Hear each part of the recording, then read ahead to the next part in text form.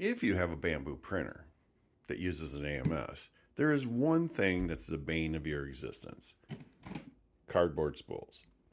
Because as they go, the edges start burning because they're slipping. Then when they get light, you have to add weights to them just to get them to print. And it's a pain. And then you're pulling on this, getting errors, stopping your print.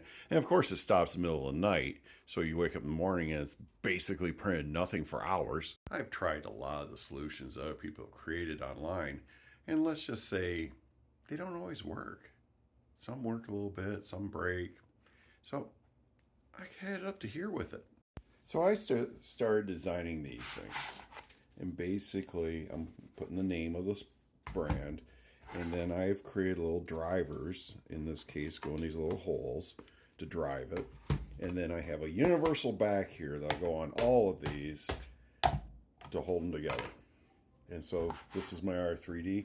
Now, Jo did something nice for me, because guess what? Two different size cardboard spools, a 175 diameter and a 195 diameter.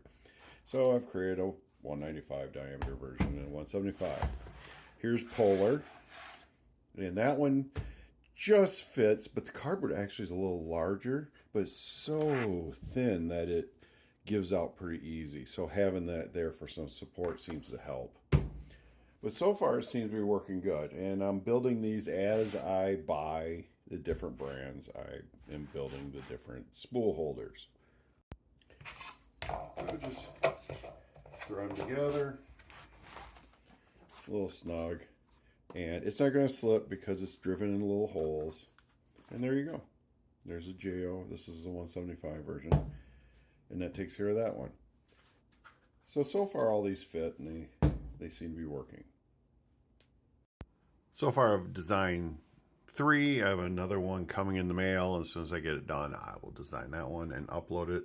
But I have the spool adapters at printables.com 650126.